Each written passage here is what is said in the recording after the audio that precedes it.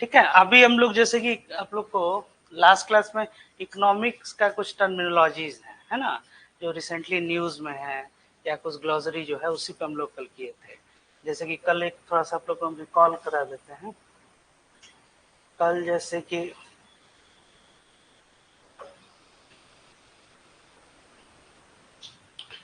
Shadow banking,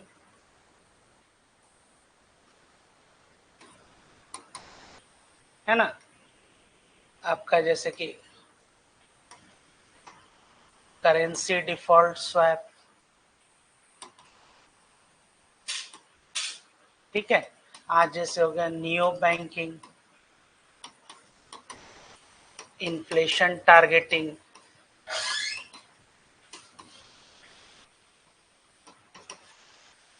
capital adequacy ratio,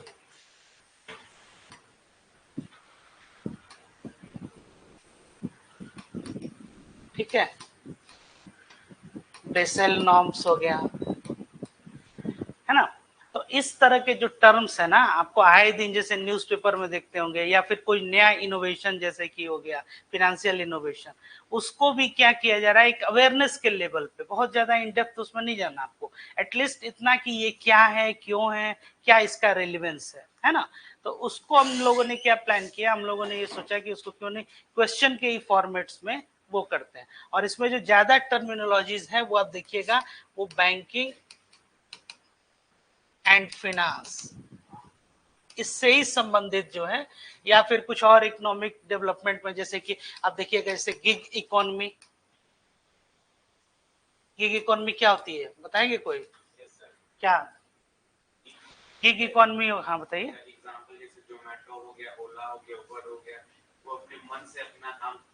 जैसे कि freelancing work हो गया, है ना, या फिर एक ऑनर, जैसे कि आप ऐसे समझिए कि एक फॉर्मल सेक्टर हो गया, है ना।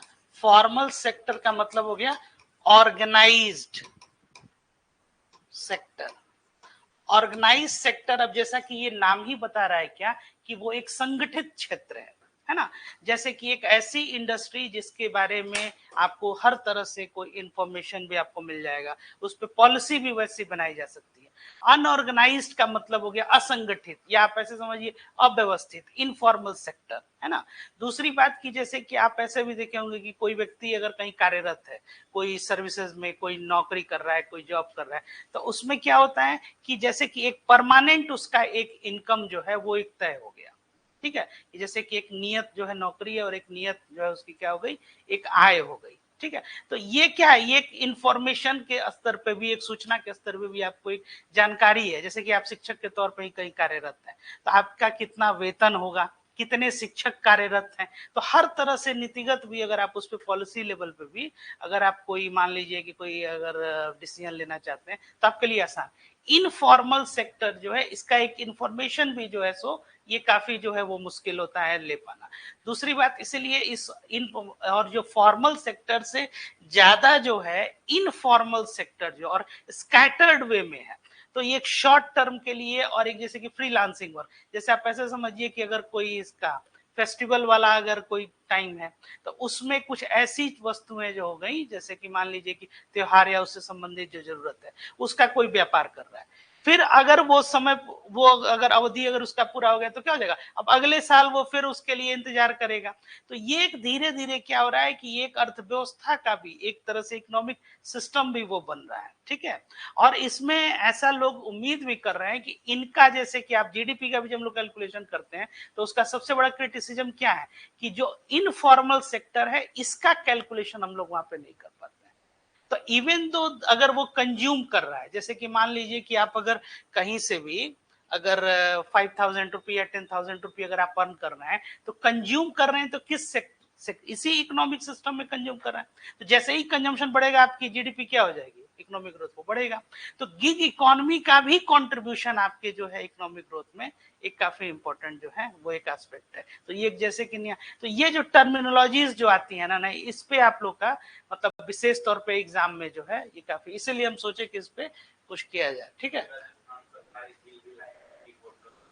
हाँ, हम उनको जैसे कि अनऑर्गेनाइज सेक्टर्स के लिए भी ना बहुत सोशल सेक्टर इनिशिएटिव्स भी गवर्नमेंट जो है वो लेते रहती है ना। जैसे इनको मान लीजिए ओल्ड एज पेंशन वगैरह, जैसे एक अब मान लीजिए कि संगठित क्षेत्र में कोई कार्यरत है तो रिटायरमेंट के बाद 60s के बाद क्या है, उसको एक रिटायरमेंट पेंशन भी उसमें, यहाँ पे क्या किया जाए, या फिर उनको और जो है कैसे अस्थायी तौर पे जो है वो रखा जाए कार्य में। ठीक है, आइए चलिए देखिए इसमें जो ये पहला जो है ये आपका नियो बैंक्स। तो नियो बैंक्स क्या है इसके विषय में पहले इसको समझिए। तो नियो बैंक्स जो हो गए ये आपको दरअसल एक डिजिटली जो बैंक हो जाते हैं जिसमें कहीं फिजिकल ब्रांचेस नहीं रहेंगे। जैसे कि आप ऐसे समझिए कि state Bank of India, state Bank of India का एक ब्रांच है, ठीक है। तो एक स्टेट बैंक ऑफ इंडिया का ब्रांच है और उसमें कोई कस्टमर जो है वो जा रहा है या किसी भी तरह का उसको जो वित्तीय सेवा अगर लेना है तो वो वहां पे बैंक में, तो फिजिकल जो है एक प्रेजेंस है बैंक का। यहाँ पे बैंक का फिजिकल प्रेजेंस नहीं है, वो क्या है, डिजिटली जो है। आजकल बहुत सारे बैंक आप देख रहे होंगे कि जैसे केवाईसी जिसको बोलते हैं ना, केवाईसी क्या होता है, नो योर कस्टमर, है ना। तो जो केवाईसी या फिर अदर जो अगर उनको बैंकिंग अकाउंट ऑपरेट करना है, किसका, हाँ एयरटेल पेमेंट बैंक, नहीं बहुत सारे बैंक्स हैं, जैसे वो सर्विसेज अब कैसे दे रहा है, इन ए डिजिटल फॉर्म, है ना। मतलब कि आपको फिजिकली पहुंचने की जरूरत नहीं है किसी ब्रांच में। आप क्या कीजिए, इवन बैंक अकाउंट भी आपको अगर खोलना है तो वो आप क्या कर सकते हैं, डिजिटली। केवाईसी आपको करना है तो कैसे, वो वीडियो वगैरह स्मार्टफोन के जरिए जो है वो हो जाता है, एंड्रॉयड मोबाइल अगर आपके पास है तो।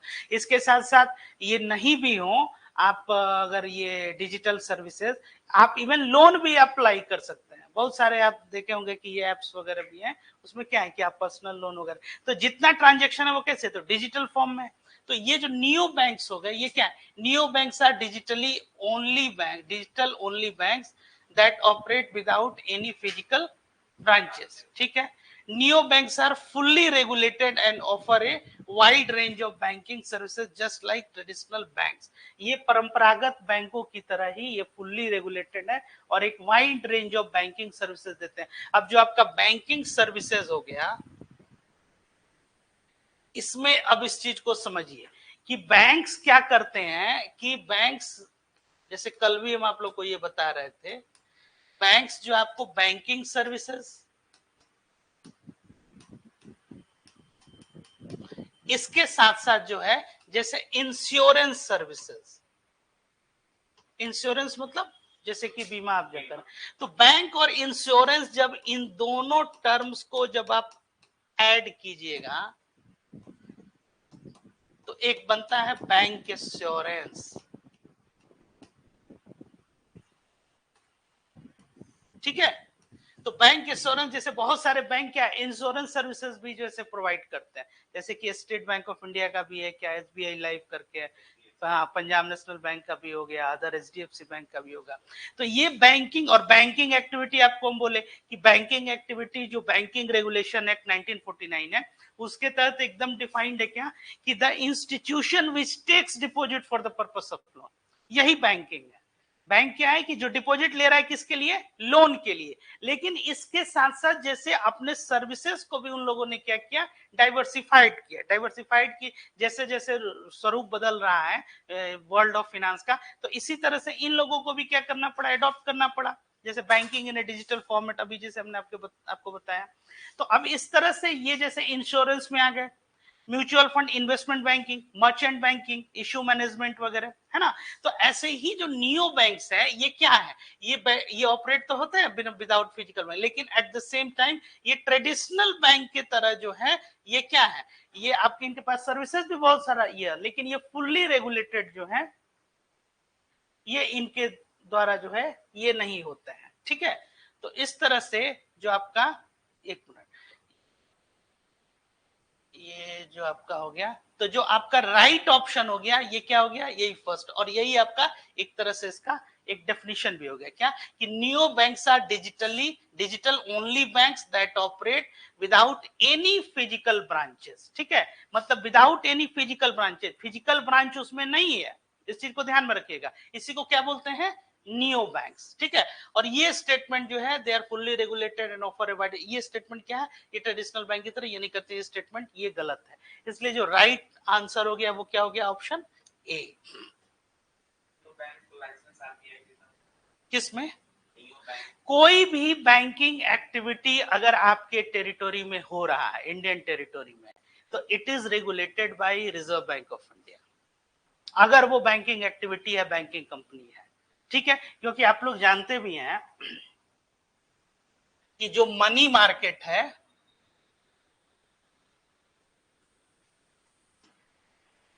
It is regulated by RBI. RBI क्या है आपका, जो सेंट्रल बैंक है इंडियन कॉन्टेक्स्ट में, ठीक है। अगर मान लीजिए कि कोई कंपनी आ रही है एबीसी प्राइवेट लिमिटेड, ठीक है, और ये क्या है, एक फिनेंस कंपनी है, इसको अगर बैंकिंग लाइसेंस चाहिए, तो बैंकिंग लाइसेंस अगर चाहिए तो ये आरबीआई के ही रेगुलेशन के अंतर्गत में आएगा। कोई भी बैंक होगा उसका रेगुलेटर कौन है, रिजर्व बैंक ऑफ इंडिया, ठीक है। अब उसमें एक ही मान लीजिए कि जैसे आपका ये जानते हैं कि रीजनल रूरल बैंक हो गए या माइक्रो फाइनेंस कंपनी, उसका रेगुलेटर कौन हो गया, तो उसका नाबार्ड हो गया। जैसे कि अगर इंश्योरेंस से संबंधित आते हैं तो उसका रेगुलेटर कौन हो गया, इरडाई हो गया, insurance regulatory development authority of India. ये फिनेंशियल सिस्टम जो पढ़ाए उसमें आप लोग को हम बताए भी हैं। अगर कमोडिटीज से है तो एफएमसी हो गया, ऐसे आपका फॉरवर्ड मार्केट कमीशन। कोई भी म्यूचुअल फंड से संबंधित आपको कोई कार्य करना है, इसका रेगुलेटर कौन हो जाएगा, सेबी, ठीक है, security exchange board of India. कोई भी इक्विटी कैपिटल मार्केट से, तो जैसे ही अगर कोई कंपनी क्या कर रही है कि वो बैंकिंग सर्विसेज दे रही है या बैंकिंग एक्टिविटी में वो इन्वॉल्व है, तो कौन उसका रेगुलेटर हो जाएगा, reserve bank of India. Clear हो गया यहां तक। अब ये चीज देखिए, अब इसमें क्या है कि neo banks are digital first banks without physical branches, however their regulatory status may vary, है ना, may vary, and they may not offer the full range of services like traditional bank। मतलब इनका जो एक range है उतना ये services जो है ये संभवतः प्रोवाइड नहीं कर पाएंगे। क्लियर हो गया। ये अगर टर्मिनोलॉजी, अगर जैसे ही नियो बैंक्स या इससे संबंधित कोई प्रश्न आ रहा है तो आप लोग कैसे इसको जो है रिएक्ट करेंगे, यही कि ये डिजिटल बैंक जो है एक तरह से या डिजिटल फॉर्मेट में है। लेकिन सबसे इंपॉर्टेंट है कि दैट जो की इसमें क्या है, that there is no physical branches, ठीक है, कोई फिजिकल ब्रांचेस का नहीं होगा। यही इसमें जो है सो इंपॉर्टेंट एस्पेक्ट।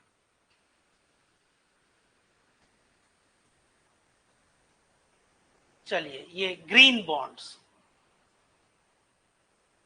क्या होता है, ये ग्रीन बॉन्ड्स तो नाम ही आपका ये बता रहा है कि ये किससे संबंधित है, वो हाँ रिलेटेड टू इन्वॉल्व। जैसे कल ग्रीन इकोनॉमी भी हम लोग कर रहे थे, तब उसमें क्या है कि आपको जैसे कि लॉन्ग टर्म उसमें क्लाइमेट फाइनेंसिंग वगैरह अगर करना है, क्लाइमेट फंड्स वगैरह के बारे में भी, तो जैसे कि green bonds are fixed income instruments used to fund projects with environmental benefits. क्या लग रहा है ये सही स्टेटमेंट जो है ये लग रहा है। और यही एक तरह से इसका आप कहिए तो एक इंफॉर्मेटरी वे में ये एक डेफिनेशन भी हो गया कि green bonds are fixed income instruments used to fund projects with environmental benefits, ठीक है। सेकेंड एस्पेक्ट में आइए, the interest rate on green bonds is higher than traditional bonds due to their environmental focus. क्या लग रहा है, अनुमान के तौर पे इसको लगाइए, बताइए। ये कह रहा है कि जो इंटरेस्ट रेट जो आपको ग्रीन बॉन्ड्स पे है, वो मतलब कि interest rate is higher than जो ट्रेडिशनल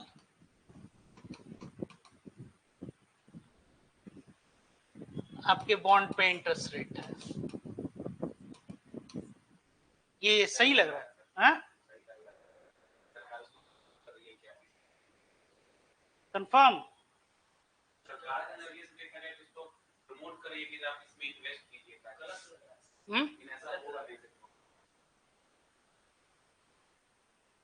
ओनली वन, देखिए, green bonds finance environmentally beneficial project but their interest rate are typically competitive with traditional bond, not necessarily higher.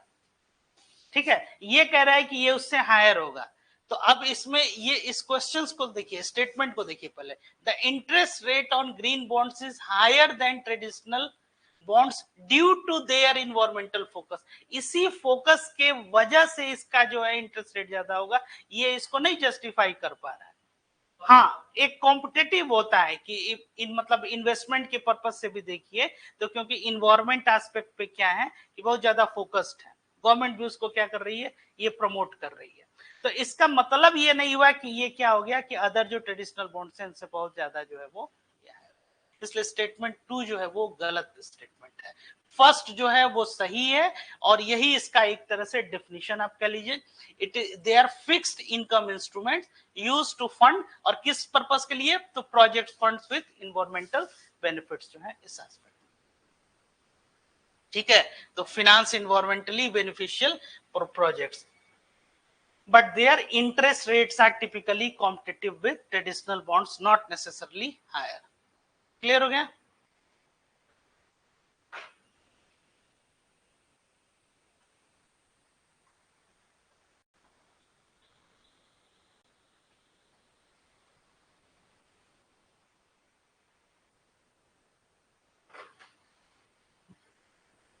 चलिए इसके बारे में समझिए। इसको तो आप लोग जानते भी होंगे बहुत हद तक, क्या होता है ये? नहीं, वो तो ठीक है, है?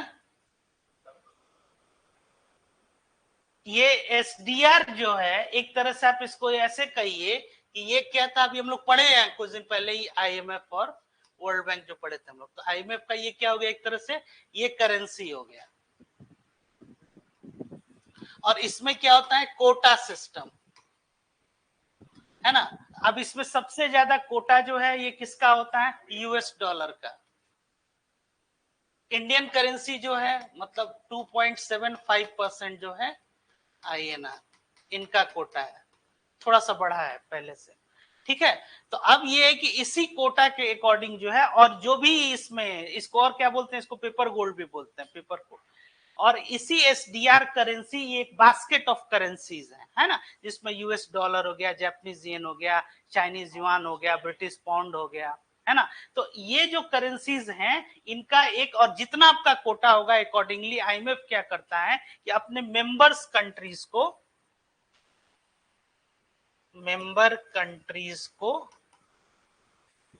लोन देता है, कब, बीओपी क्राइसिस के टाइम पे। ठीक है, हाँ सुझाव देता है, लेकिन अभी हम लोग इस संदर्भ में बात कर रहे हैं एसडीआर में, इसलिए सुझाव तो दे ही रहा है, सुझाव तो सबको ही है। हाँ, वो आईएमएफ का फंक्शन हो गया अभी, जैसे एसडीआर। तब ये क्या है कि अब इसमें देखिए, consider the following statement, SDR is an international reserve asset created by IMF. कोई डाउट इसमें? सही स्टेटमेंट ये लग रहा है। चलिए next one, SDR is a currency used by countries for everyday transaction. ये स्टेटमेंट क्या लग रहा है? नहीं, एवरीडे ट्रांजैक्शंस के लिए ये नहीं है। दूसरी बात है कि ये मेंबर कंट्रीज पे ही एप्लीकेबल है। ठीक है, जो मेंबर कंट्रीज हैं उनके लिए, और आईएमएफ का ये क्या हो गया, ये एक तरह से कोटा हो गया आपका। ठीक है, चलिए नेक्स्ट। कौन सा?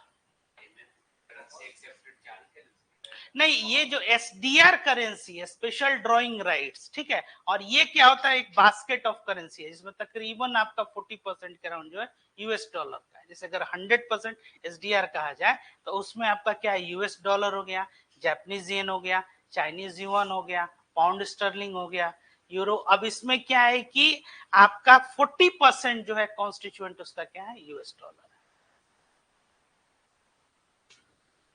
चलिए एक्सप्लेनेशन में इसमें क्या देना है, तो SDR are not a currency but an international reserve asset used by IMF member countries to supplement their official reserve. और ऑफिशियल रिजर्व्स क्या होता है भाई, ये तो आप लोग पढ़े हैं इसको।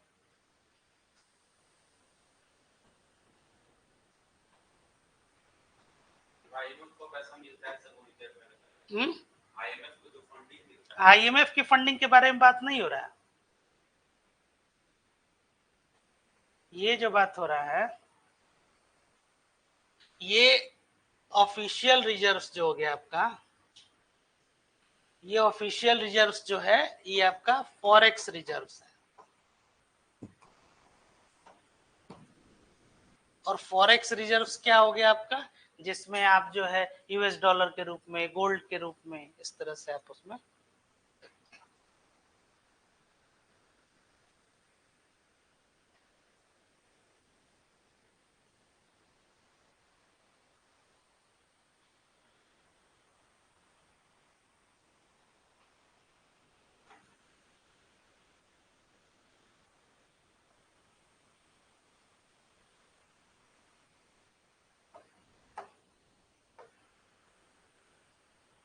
ये क्या होगा,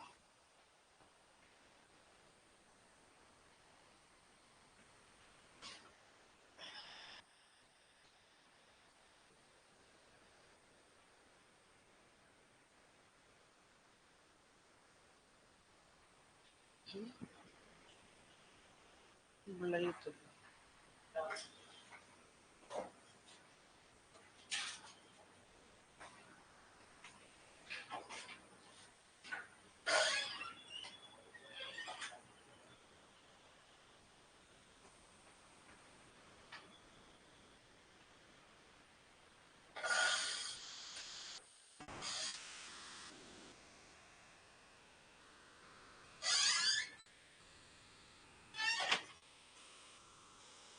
क्या हुआ इसमें,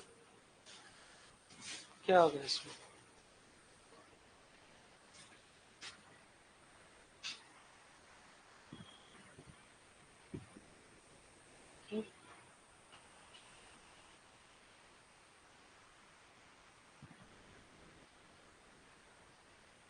चल हो गया, चल छोड़ दो,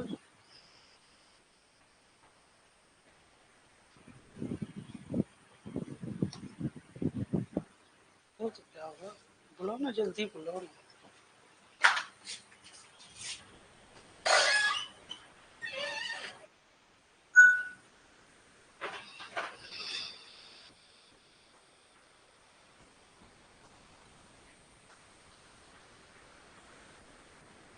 ठीक है, तो इस तरह से जो आपका ये एसडीआर जो है, एक्चुअली इसमें क्या होता है, जो आपका एसडीआर है,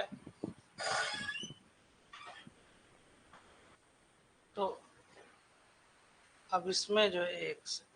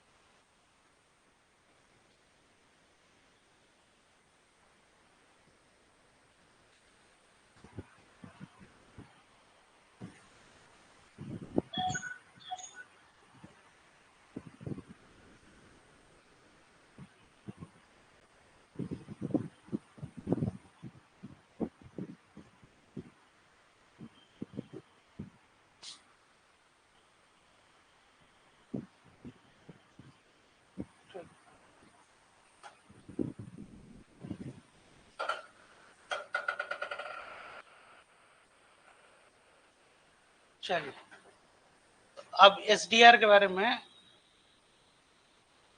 ठीक ठीक, जो एक करेंसी नहीं है,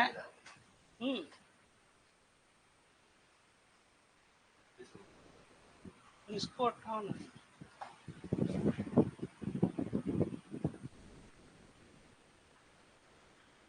ऑफिशियल रिजर्व्स जो है इसमें, हाँ, अब आ जाइए बेलिन मैकेनिज्म, ये क्या होता है, तो बेलिन मैकेनिज्म जो है इसके बारे में देखिए, जैसे कि आप लोग ये सुनते होंगे हमेशा कि बेल आउट किया गया या बेल इन किया गया, है ना, जैसे कि अगर कोई बैंक है या कोई फिनेंशियल इंस्टीट्यूशन है या इवन कोई इकोनॉमी अगर मान लीजिए नहीं सर, तो उसको फिनेंशियली सपोर्ट जो है गवर्नमेंट करती है या गवर्नमेंट की जो एजेंसीज खास करके जो सेंट्रल बैंक है, तो उसको जैसे कि बेल आउट करना कहते हैं, है ना। जैसे कि आप ये ग्लोबल फाइनेंशियल क्राइसिस भी जब हम बता रहे थे तो उसमें ये क्या था सिचुएशन, उस ग्लोबल फाइनेंशियल क्राइसिस के दौर में आपको जैसे कि बहुत सारे जो मतलब फाइनेंशियल जो कंपनीज थी या फिर जो आपके इंस्टीट्यूशंस थे वो क्या कर रहे हैं, वो फाइनेंशियली अब नहीं स्टेबल रहे, तो स्टेबल नहीं रहे तो उनको सपोर्ट किया जाएगा। उसको ये क्या बोलते थे कि जैसे अब जैसे कि बेल आउट, बेल आउट का मतलब क्या हुआ कि आपने उनको क्या किया, वो जो फंड दिया, तो जो ऑर्गेनाइजेशन जैसे कि यूएस फेड हो गया या आरबीआई इंडियन कॉन्टेक्स्ट में, तो उसको क्या बोलते हैं, बेल आउट कहते हैं, ठीक है। तो ये क्या कर रहा है कि बेल इन मैकेनिज्म क्या है, तो a bail in allows a bank to convert its debt into equity, वो अपने कर्ज को किस में ये कन्वर्ट करना है, इसको डेट को इक्विटी को, और recapitalise itself during financial distress, ठीक है। ये चीज समझ में आ रहा है। फाइनेंशियल डिस्ट्रेस का क्या मतलब हो गया कि जैसे कि उसकी जो फाइनेंशियल स्टेबिलिटी है,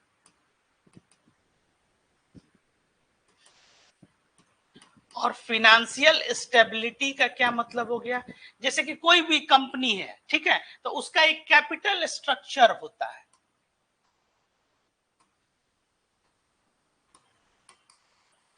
कैपिटल स्ट्रक्चर का क्या मतलब हो गया कि उसमें कितना डेट है, डेट मतलब कर्ज, और कितना इक्विटी है ना। इक्विटी मतलब क्या हो गया, जो ओनर्स जो आपका, जैसे मान लीजिए कि आप उसमें कोई कंपनी है, तो अब कोई कंपनी आप स्टार्ट कर रहे हैं, तो अब 100% अगर मान लीजिए है, तो इस 100% का आपका जो 66 मतलब आप कह लीजिए, मतलब 2/3 आप ऐसे कहिए, 2/3 जो है, 2/3 आपका इक्विटी हो गया, ठीक है। इक्विटी रखा आपने, 2/3 इक्विटी का क्या मतलब हो गया कि ऑनर्स, जैसे कि मेरी कंपनी है तो उसमें जो कैपिटल उसमें जो है या ओनरशिप जो है वो 2/3 हमने रखा, और 1/3 हमने क्या किया, ये लोन ले लिया या कर्ज ले लिया, तो इसी को डेट कहते हैं। आगे हम लोग एक और क्वेश्चन इस पे हम लोग किए हुए हैं, जैसे कि डेट टू इक्विटी रेशियो किसको कहते हैं, है ना।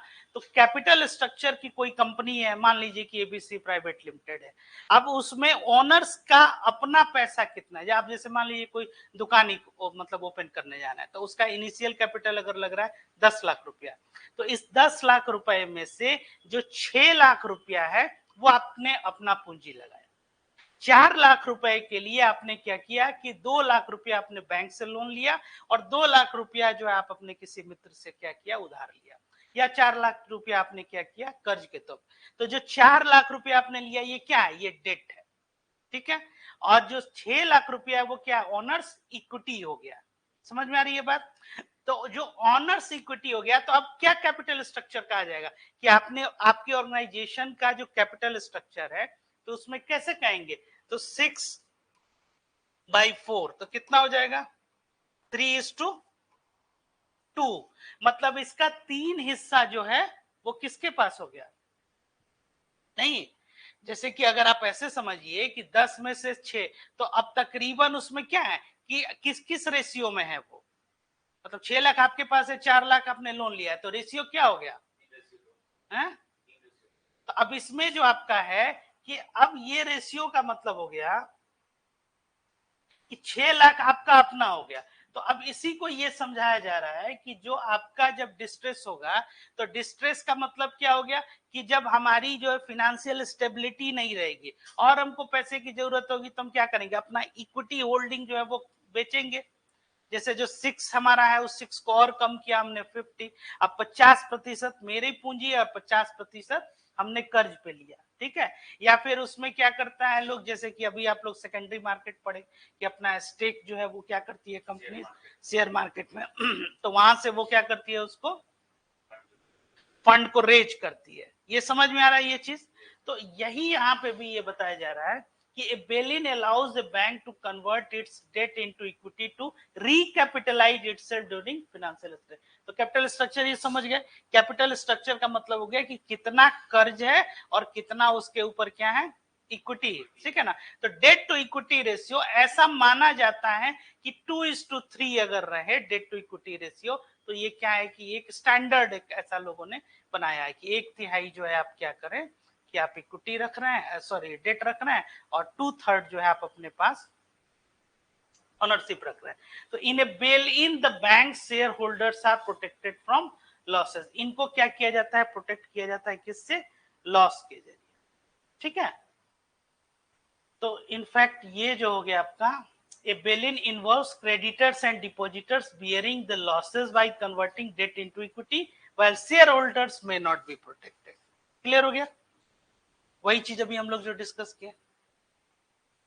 अब इसमें bank share holders are protected from losses, इसकी गारंटी हम नहीं देते हैं, लेकिन ये हम जो कह रहे हैं कि bail in allows a bank to convert its debt into equity to recapitalize itself during financial distress. यही बेलिन मैकेनिज्म होता है। जैसे आप लोग अक्सर न्यूज वगैरह में सुने होंगे कि बेल आउट कर दिया उसको, तो बेल इन मतलब ये जिसमें पैसा गया उसको क्या किया, और जो देने वाला है वो क्या कर रहा है, उसको बेल आउट करना। इन और आउट होगा ना भाई, कोई देगा तभी तो कोई लेने वाला है ना। तो जब सेंट्रल बैंक ये सब करते हैं उसको क्या बोलते हैं, बेल आउट। और जब ये हो गया इनके लिए तो बेल इन मैकेनिज्म। तो bail in allows a bank to convert it debt, मतलब अपने कर्ज को किसमें वो कन्वर्ट कर दिया, into equity to recapitalize itself during a financial distress. और फाइनेंशियल डिस्ट्रेस का क्या मतलब है, दो ही चीज है।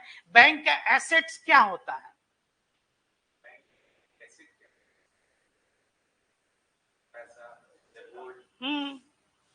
बैंक का एसेट्स क्या है, बैंक क्या काम करता है, अभी लोन करता है। तो बैंक ने लोन अगर दिया, अगर लोन चुकाने वाले जो कंपनीज हैं वो अगर नहीं चुका पा रही, तो नहीं चुका पा रही है, तो इसका क्या होगा, एसेट्स जो है इसका धीरे धीरे जो है, तभी तो उसको एनपीए कहते हैं ना, नॉन परफॉर्मिंग एसेट, वो एनपीए होता गया। इसके साथ साथ आप इस चीज को समझिए कि वो एनपीए हो रहा है, और इनका क्या हो रहा है कि बैंक में लोग जो डिपॉजिट कर रहे हैं वो डिपॉजिट को निकाल रहे हैं। तो एक तरफ से आपके पास पैसा डिपॉजिट के रूप में भी नहीं है, तो the institution which takes deposit, deposit भी आपका कम हो रहा है, और लोन आपका जो है कोई चुका नहीं रहा है। तो आपकी स्थिति क्या होगी as a financial company, as a banking company, तब इसी को तो डिस्ट्रेस कहते हैं ना। जैसे आप क्या है, स्टूडेंट है तो पढ़ाई हो नहीं रही है, और एग्जाम दे रहे हैं, तो मान लीजिए वहां पे ये या टेस्ट दे रहे हैं, उसमें परफॉर्मेंस अच्छा नहीं हो रहा है, तो कैसे फिर आगे बढ़ेगा, समझ में आ रही है। तो आप धीरे धीरे कहा, इसी को डिस्ट्रेस कहते हैं। तो फाइनेंशियल डिस्ट्रेस ये क्या टर्म ये एक्सप्लेन किया। तो अब इनके ऊपर कर्ज है, इन डेट को इक्विटी को क्या करेंगे, ये रिकैपिटलाइज कर लेंगे। बट इसका ये मतलब नहीं है कि जो लोग बैंक्स के शेयर होल्डर्स हैं वो प्रोटेक्ट हो गए किससे, लॉस से। इसलिए जो है ये आपका सेकंड वाला गलत है और फर्स्ट सही आंसर। यही एक्सप्लेनेशन भी है यहाँ पे देखिए। A bail in involves creditors and depositors. Creditors किसको कहते हैं, ठीक है, डिपॉजिटर्स को जमा करता कहते हैं, है ना। And depositors bearing the losses by converting debt into equity while share holders may not be protected, ठीक है। अब आ जाइए अगला, इनिशियल कॉइन ऑफरिंग्स क्या है ये आजकल जो है आप ज्यादा टर्म जो है ये देख रहे होंगे न्यूज़पेपर्स में। An ICO is a fund-raising mechanism where new projects sell their underlying crypto tokens in exchange for Bitcoin or Ether. Bitcoin क्या होता है, डिजिटल करेंसी है, और बिटकॉइन को दो तीन, जैसे एल सेल्वाडोर हो गया, और एक दो कंट्री में उसको क्या किया गया है, उसको मतलब ये मतलब उसको हाँ उसको मान्यता दे दिया गया। तो बिटकॉइन वैसे होता क्या है, अरे जो बिटकॉइन में पैसा लगाया वही बता दे कोई नहीं लगाया। हाँ, तो बिटकॉइन कहने का मतलब हो गया ना, ये क्रिप्टो करेंसी जिसको कहते हैं, है ना। तो ये सबसे पहला जो है क्रिप्टो, और इथर भी वही एक तरह का क्या है, क्रिप्टो करेंसी। सबसे पुराना आपका बिटकॉइन है, समवेयर अराउंड 2010 में जो है ये आ गए थे। अब ये एक आईसीओ क्या है, इनिशियल कॉइन ऑफरिंग हो गया, जो फंड रेजिंग मैकेनिज्म है, where new project sell their underlying crypto tokens in exchange for bitcoin और ether. ICOs are regulated by financial authorities globally to protect investors. क्या लग रहा है, ए बी गलत है, पक्का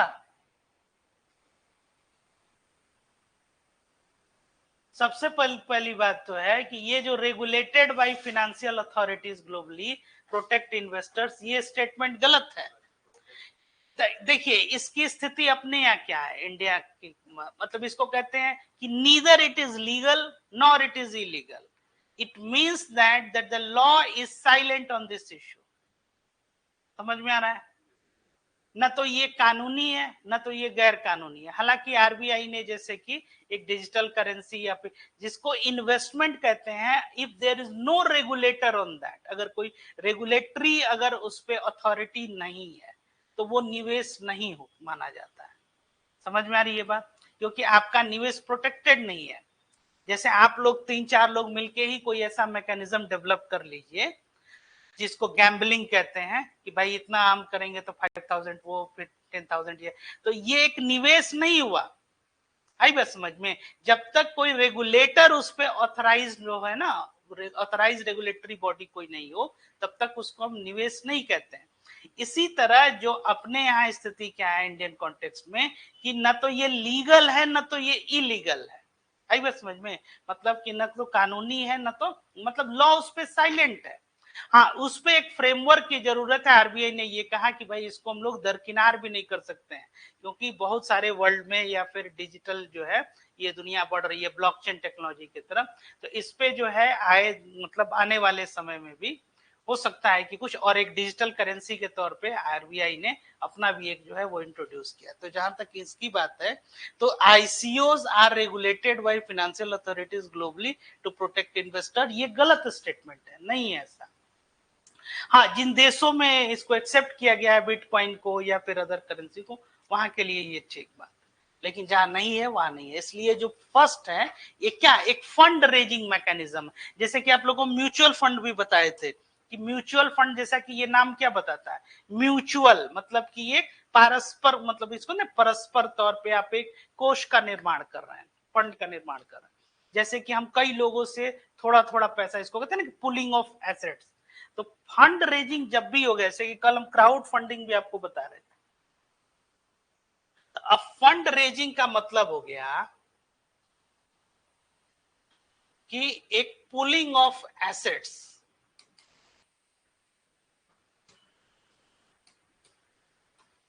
पुलिंग ऑफ एसेट, जैसे कि आप म्यूचुअल फंड है, तो म्यूचुअल फंड में आप क्या करते हैं कि कई लोग मिलके थोड़ा थोड़ा थोड़ा थोड़ा पैसा करके एक एसेट्स मैनेजमेंट जो कंपनी हो गई, जिसको एमसी कहते हैं, एसेट्स मैनेजमेंट कंपनी, या जिसको बोलते हैं फंड हाउस। तो ये जो एसेट मैनेजमेंट कंपनीज हैं या जो फंड हाउस आपके हो गए, ये फंड हाउस क्या करते हैं, इन एसेट्स को पुल किया उन लोगों ने, और इसको ये क्या करते हैं, अकॉर्डिंगली वो निवेश करते हैं, इन्वेस्ट करते हैं। समझ में आ रही है बात? जैसे कि हम यहीं पे 4-5 लोग हैं, सब लोगों से थोड़ा थोड़ा रुपया लिया, जैसे कि 1,000, 2,000, 5,000, 10,000। अब ऐसे कई लोग जो है, इन लोगों से हमने क्या किया, फंड को रेज किया, और इस फंड को हमने क्या किया कि कहीं जो है एडिक्वेट, या जहां हमको लग रहा है कि एक अच्छा रिटर्न मिलेगा, एडिक्वेट रिटर्न, वहां हमने निवेश किया, और जिसकी जितनी पार्टिसिपेशन या हिस्सेदारी है, अकॉर्डिंगली सबको हमने क्या किया, एक रिटर्न जो है वो दे दी। अब ये इंस्ट्रूमेंट कुछ भी हो सकते हैं, या तो ये डेट इंस्ट्रूमेंट होंगे। तो डेट इंस्ट्रूमेंट क्या हो गया, एक दो डेट इंस्ट्रूमेंट का एग्जांपल बताइए तो। डेट इंस्ट्रूमेंट,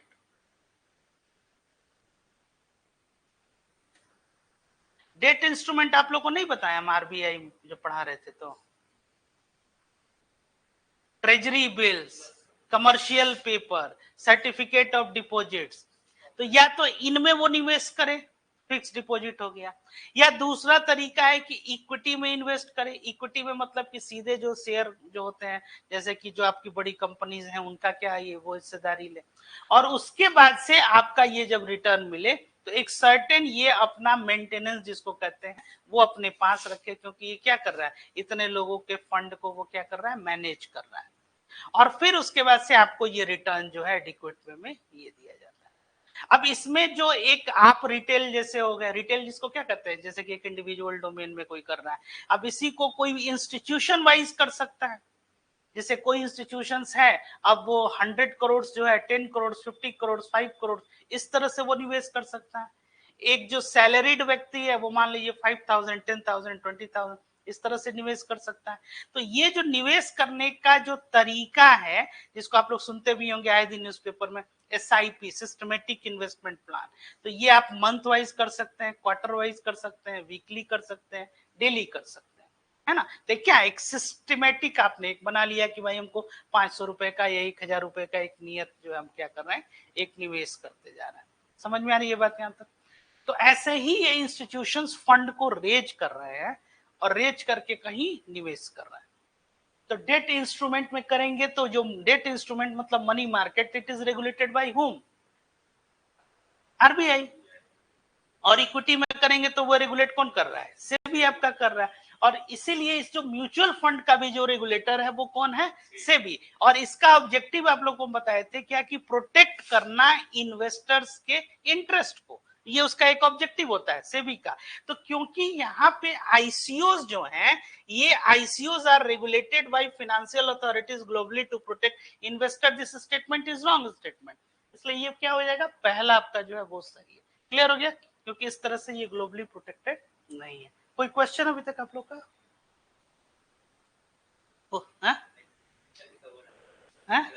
नहीं मतलब इससे रिलेटेड और सप्लीमेंट्री क्वेश्चंस जो है पढ़े ना, सप्लीमेंट्री क्वेश्चंस, ओरल क्वेश्चंस, क्या होता है स्टार क्वेश्चन और स्टार्ट क्वेश्चन में डिफरेंस कोई बताएगा? हम पॉलिटी के क्वेश्चन पूछ दिए इसी में। स्टार्ट क्वेश्चन में क्या होता है, कितने क्वेश्चंस हो सकते हैं? हाँ, स्टार्ट क्वेश्चन जो है वो उसमें कितने पूछे जाते हैं, अनस्टार्ट क्वेश्चन का आंसर कैसे होता है, सप्लीमेंट्री क्वेश्चन किसमें अलाउड होता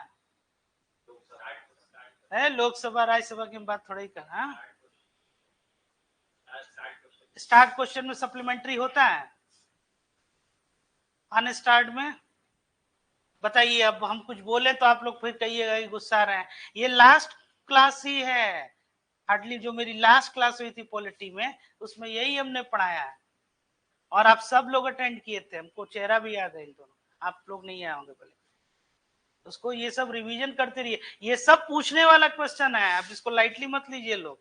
start question, unstarred question, supplementary question, है ना। किस में तो और कहाँ होगा क्वेश्चन, कहाँ पूछा जाता है, लोकसभा में पूछा जाएगा, राज्यसभा में पूछा जाएगा।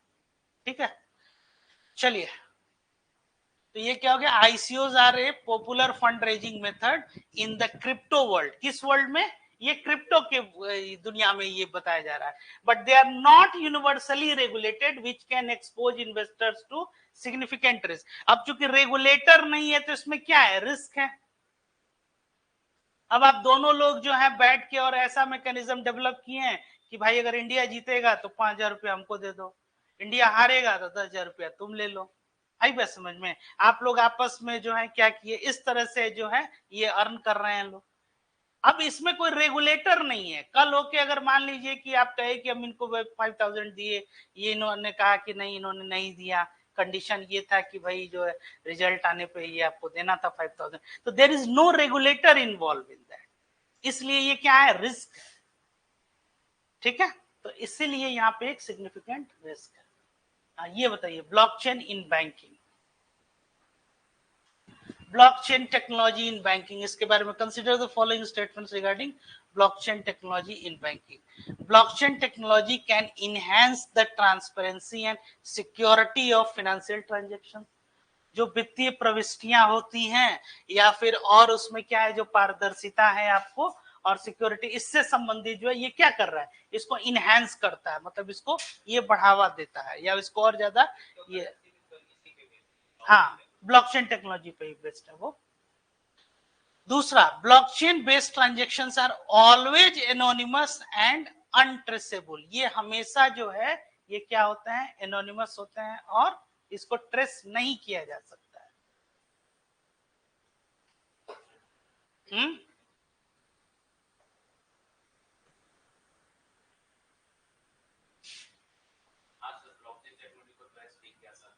नहीं वो ठीक है, हम इसमें से ये स्टेटमेंट सही है पक्का, और ये भी सही है, इसलिए both 1 and 2। Blockchain provides enhanced transparency and security, but transactions are not necessarily anonymous as they can be traced on blockchain। अब इस चीज को समझिए, ये क्यों गलत हो गया, ये इसलिए गलत हो गया, ठीक है। ये क्या कह रहा है कि blockchain based transactions are always anonymous and untraceable. ये हमेशा जो है ये एनोनिमस ये नहीं है ना, ये क्या हो जाता है, इसी वजह से ये ऑलवेज की वजह से ये गलत हो। Enhance transparency are not necessarily anonymous है, बिल्कुल आएगा, लेकिन नॉट, जैसे कि अगर बिटकॉइन जहां पे मान लीजिए कि करेंसी जहां पे एक्सेप्ट कर ली गई है, तो आप जो भी ट्रांजैक्शन कर रहे हैं किसमें करते हैं, बिटकॉइन में करते हैं, तो उसको तो वो ट्रेस कर ही रहा है। तो नॉट नेसेसरली ये क्या कह रहा है कि हमेशा वो जो है अनट्रेसेबल है, ऐसा नहीं किया है, ऐसा नहीं हो सकता, ये कहा जा रहा है। क्या लिखा है, वही तो लिखा है, are not necessarily anonymous as they can be traced on the blockchain, वो किए जा सकते हैं। ये बताइए ओवरड्राफ्ट, इसको हिंदी है, इसको बोलते हैं अधिविकर्ष, इसकी हिंदी होती है।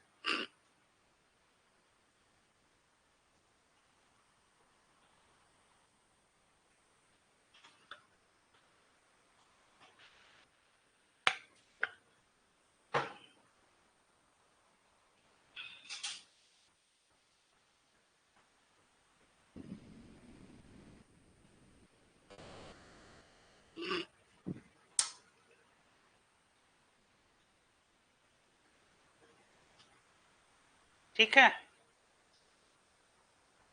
ओवरड्राफ्ट, ओवरड्राफ्ट क्या होता है, ओवरड्राफ्ट का मतलब होता है, पहले इसको समझ लीजिए फिर इसको बाद क्वेश्चन पे आते हैं।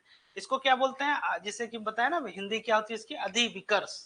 जैसे कि आप जो जनधन अकाउंट देखे होंगे या कोई भी नॉर्मल बैंक अकाउंट आप जो है ओपन करवाते हैं, या आपका जो है एक, तो जिसको कहते हैं कि क्रेडिट लिमिट जैसे, है ना। तो आप क्या कीजिएगा कि अगर मान लीजिए कि आपको एटीएम भी नॉर्मली जो है वो बैंक जो है वो इश्यू करती है, अब उसमें है कि 10,000 रुपये, 20,000 रुपये या एक सर्टेन लिमिट तक आप क्या कर सकते हैं, उससे लोन ले सकते हैं या कैश के तौर पे आप पैसा ले सकते हैं, क्योंकि आपके यहाँ बराबर ट्रांजेक्शन हो रहा है। तो इवन दो मान लीजिए कि अगर अकाउंट में नहीं भी रहा कभी पैसा, तो इसमें भी वो ओवरड्राफ्ट फैसिलिटी जो है, इसके तहत जो है आप क्या कर सकते हैं, वो ले सकते हैं कर्ज, और उस पर आपको इंटरेस्ट जो है वो पे करना होता है। समझ में आ गई बात, यही है। तो an overdraft allows an individual to withdraw more money from a bank account than what is available। Second, overdrafts typically do not attract any interest or fees। और पहला वाला, overdraft allows customers to withdraw more than their account balance, but such withdrawals usually incur interest or fees, जो कि अभी हमने आपको बताया क्या था कि अब इसमें ओवरड्राफ्ट, इस पे अगर इंटरेस्ट और फी नहीं चार्ज करेगा तब तो भाई मुश्किल हो जाएगा बैंक के लिए भी ना। तो ये क्या हो जाएगा कि विड्रॉ मोर मनी, आपके बैंक अकाउंट में अगर 10,000 आप 15,000 रुपए विड्रॉ कर लिए, तो नेक्स्ट जो 5,000 है क्या करेगा बैंक, उस पर इंटरेस्ट चार्ज करेगी। तो इसलिए आंसर क्या हो जाएगा आपका इसमें, डिमांड ड्राफ्ट भी एक तरह का एक इंस्ट्रूमेंट हो गया है। उसमें क्या है कि पहले ही बैंक जो क्या करती है, उसमें पेमेंट ले लेती है, पैसा लेके, और डिमांड ड्राफ्ट जो है अकाउंट पे ही होगा। जैसे कि आपने डिमांड ड्राफ्ट इनके नाम का बनवाया या किसी जो है इंस्टीट्यूशंस के नाम पे, तो आपने पहले क्या किया कि उनको पैसा दे दिया बैंक को कि इनके नाम पे, और वो डिमांड ड्राफ्ट जो है इनके बैंक अकाउंट में, और उसी बैंक में क्या हो जाएगा, वो जाके ये सबमिट, और विद इन द सिटी उसको पे ऑर्डर बोलते हैं। जैसे कि स्टेट बैंक ऑफ इंडिया, अभी मान लीजिए ये बोरिंग रोड है, और State Bank of India Bailey Road जो है, तो वहां के नाम पे अगर आपको डिमांड ड्राफ्ट बनवाना है, इसको पे ऑर्डर कहते हैं, मतलब विद इन द सिटी। कौन, उसी को मतलब ये बोलचाल की भाषा में ड्राफ्ट जो कहते हैं, हाँ, कि डिमांड ड्राफ्ट बनवा लीजिए। हाँ, डीडी जिसको बोलते हैं, स्मॉल जो है बातचीत के संदर्भ में। और चेकबुक क्या हो गया? चेक एक तरह से वो निगोशिएबल इंस्ट्रूमेंट एक्ट के तहत ना, जैसे कि एक इंस्ट्रूमेंट है जिसमें आप कोई कॉन्ट्रैक्ट में आप जो है जा सकते हैं। नॉर्मली माइनर को चेक जो है वो इशू नहीं किया जा सकता है, स्पेशल केसेस में करते हैं। जैसे कि 18 साल से अगर कोई भी छोटा अगर है तो उसको माइनर बोलते हैं, आप लोग को बताए भी हैं। तो माइनर को चेकबुक इशू नहीं करते हैं। ऐसे ही जो एनबीएफसीज होती हैं, नॉन बैंकिंग फाइनेंशियल कंपनी, वो भी चेकबुक इशू नहीं करती हैं। वो सब काम बैंक की तरह करेंगी, लेकिन बैंक और एनबीएफसीज में जो सबसे फंडामेंटल डिफरेंस है वो यही कि that bank can issue chequebook whereas NBFCs can not. ठीक है। और चेक क्या हो गया? एक तरह का एग्रीमेंट। आप देखे भी होंगे कि कहीं भी एक आपको क्रॉस चेक जो है वो डिमांड लोग करता है ना, मांग करता है। और चेकबुक डिसऑनर्ड हो गया, जैसे कि मान लीजिए कि आपने कोई पेमेंट किया और आपके बैंक अकाउंट में पैसा नहीं है, तो उसके ऊपर काफी ये it is a punishable offence. आप क्या कर रहे हैं कि अपने ये जो कॉन्ट्रैक्ट है या एग्रीमेंट उसका क्या कर रहे हैं, उसका उल्लंघन कर रहे हैं। तो चेक डिसऑनर होना जो है एक बहुत बड़ा मतलब एक निगेटिव भी जाता है आपके। ठीक है।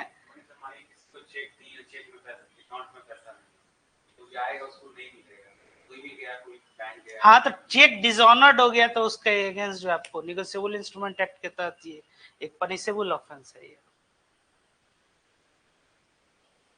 क्योंकि आप जानते थे ना, आप जानबूझकर आप क्या कर रहे हैं कि एक सप्रेशन ऑफ फैक्ट जिसको बोलते हैं, हाँ, कंसीलमेंट ऑफ फैक्ट हो गया या फ्रॉजरी जिसको कहते हैं।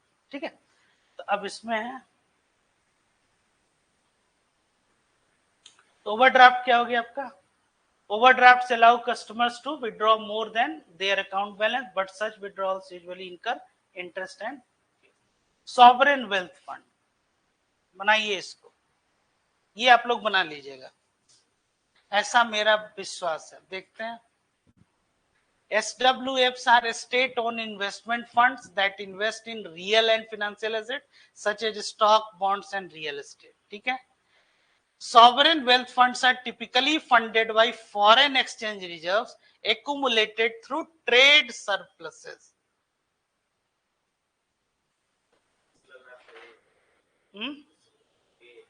ए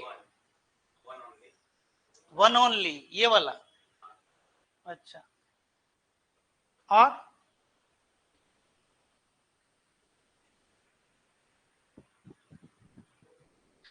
यही आपका दोनों स्टेटमेंट है, और यही आप इसको चाहें तो नोट भी कर सकते हैं। Sovereign wealth funds are investment vehicles funded by surplus revenues or foreign exchanges and are used to invest in various assets globally। तो ये जो होते हैं ये क्या हो गए? State owned. अब वर्ड सॉवरेन आप लोग जानते भी हैं, ये जो लगा हुआ है इसका मतलब ये क्या हो जाएगा? ये state owned investment funds that invest in real and financial assets. किसमें? रियल में भी और financial asset such as stocks, bonds and real estate. ठीक है। अब यही है कि रियल एस्टेट में लगेगा कि नहीं। तो सॉवरेन वेल्थ फंड्स जो सॉवरेन वेल्थ फंड्स जो है इनका निवेश कहां हो रहा है? इस चीज को समझिए। स्टॉक्स में, बॉन्ड्स में और रियल एस्टेट्स में। अब इसको ऐसे समझिए कि नॉर्मली जो कैपिटल मार्केट में जो निवेश होता है, तो अगर कोई कंट्री अपने यहाँ का सॉवरेन वेल्थ को भी किसी शेयर बाजार में या कैपिटल मार्केट में निवेश कर रही है, तो इससे ज्यादा अब आपको एश्योरेंस चाहिए। अब तो इससे ज्यादा एश्योरेंस नहीं चाहिए कि भाई अगर डूबेगा तो उस कंट्री का भी पैसा डूबेगा। तो ये भी एक तरह से क्या हुआ आपको, ये एक जिसको कहते हैं ना कि कॉन्फिडेंस एक आपको आएगा कि जब सॉवरेन वेल्थ जो है ये भी निवेश हो रहा है कैपिटल मार्केट में, तो हम भी अपना पैसा जो है, मेरा भी पैसा सुरक्षित है, हम भी एक अच्छा जो है निवेश कर सकते हैं। इस बात को समझ रहे हैं आप लोग? नहीं समझ में आ रहा है? देखिए कैसे इसको मतलब एनालिटिकल पॉइंट ऑफ व्यू से देखिए। ये एक स्टेट ओन्ड फंड है, इन्वेस्टमेंट फंड्स है, और ये कहाँ निवेश किया जा रहा है? स्टॉक, बॉन्ड्स और रियल एस्टेट में। स्टॉक का मतलब क्या हो गया? स्टॉक मार्केट में। और सॉवरेन वेल्थ फंड्स क्या हो गया? अच्छा, दूसरा एस्पेक्ट देखिए क्या है? Typically funded by foreign exchange reserves accumulated through trade surpluses. आप अपने रिजर्व्स को ले जाके वहां निवेश कर रहे हैं। या आप ऐसे समझिए कि अपने कंट्री का जो सॉवरेन वेल्थ फंड है इसको हम किसी दूसरे जो है ग्लोबल मार्केट या मतलब कैपिटल मार्केट में, जैसे इंडिया एक डेवलपिंग नेशन है, अब कोई कंट्री मान लीजिए, कंट्री नेम्ड आफ्टर ए कोई कंट्री है, वो अपना sovereign wealth fund Indian capital market में निवेश कर रहे हैं, भारत का जो इक्विटी मार्केट है जैसे एनएससी हो गया या बीएससी, वहां पे। तो इससे एक सामान्य व्यक्ति जो है उसको कैसे आत्मविश्वास आएगा, उसको एक कॉन्फिडेंस आएगा कि भाई कैपिटल मार्केट जो है बहुत हद तक सेफ जगह है। ऐसा नहीं है कि यहाँ पे आपके जैसे कि वहां हम कह रहे थे ना क्रिप्टो के टाइम पे, वहां पे क्या कि इन्वेस्टर्स का जो प्रोटेक्शन है वो ग्लोबली रेगुलेटेड नहीं है, इसलिए आप क्या है वहां रिस्क ज्यादा है। यहाँ क्या है कि आपका प्रोटेक्ट जो है आप प्रोटेक्शन हो सकता है, समझ में आ रही है बात। तो इसलिए इस संदर्भ में तो ये क्या हो जाएगा आपका दोनों,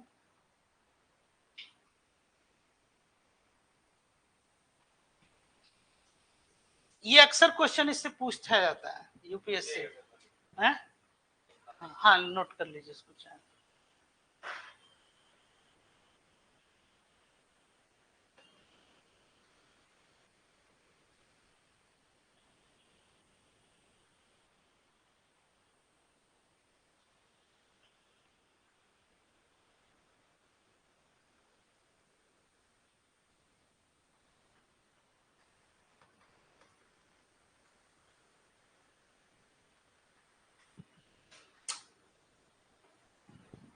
ठीक है,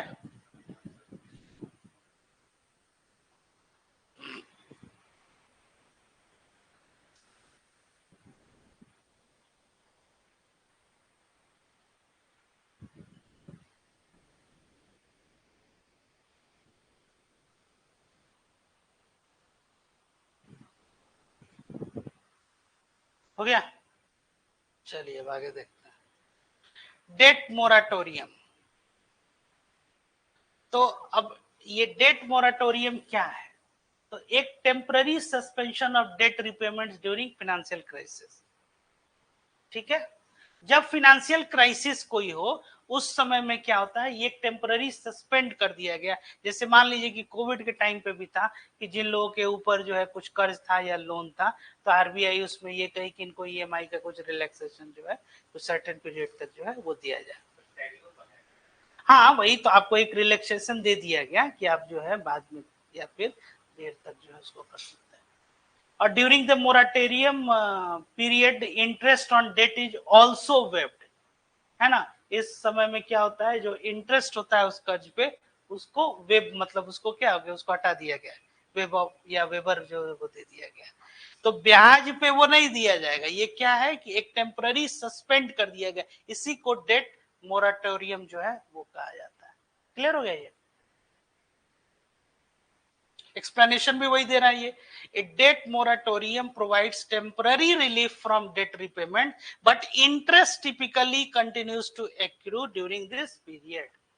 क्योंकि इंटरेस्ट जो है ना यही इनकम होता है बैंक्स का, ब्याज को वो नहीं छोड़ रहा है, वो ये क्या कर रहे हैं कि आपको एक टेम्पररी रिलीफ दे दिया गया कुछ मतलब तत्कालिक वजह, और वजह क्या है कि यही फाइनेंशियल जो आपका ये डिस्ट्रेस अगर आपके ऊपर है या फिर फाइनेंशियल क्राइसिस जो है। हाँ क्या बोल रहे हैं,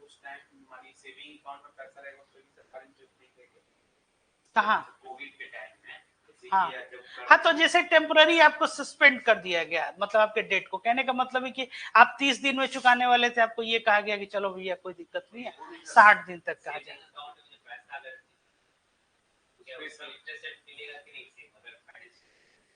नहीं वो बैंक तो देती है उसमें इंटरेस्ट रेट जो, अगर वो क्राइसिस है अगर है तो वो नहीं भी दे सकती है आपको, लेकिन उसके लिए इंटीमेट करना पड़ेगा, आपको बता देगी पहले। इस दरमियान जो है फाइनेंशियल क्राइसिस जो है, आप लोग पढ़े भी होंगे ना, फाइनेंशियल इमरजेंसी जब लगता है कंट्री में, हालांकि अपने यहाँ नहीं लगा है कभी, उसमें जो जजेज या इन लोग की सैलरी तक हटा ली जाएगी, उनकी सैलरी जो है।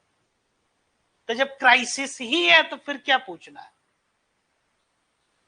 ठीक है, चले गए, ऐसे भी ये रहेगा, ये रिकॉर्डिंग में रहेगा, ये आप लोग चाहे तो नोट भी कर सकते हैं। ठीक, चलिए ये बताइए ये टर्म तो आप लोग जानते ही होंगे, तो जानते हैं तो इस पे हम कुछ नहीं कहेंगे, आप ही लोग बताइए। GDP represents the total value of all goods and services produced over a specific time period within a country. GDP can be calculated using three approaches: production, income, and expenditure. Value added method, income method, expenditure method, सही है ये? ठीक है, कोई doubt ही नहीं है। देखिए, तो क्वेश्चन फॉर्मेट में ऐसे ये पूछा जाएगा।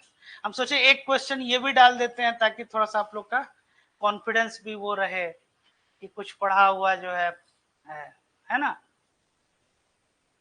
क्लियर हो गया?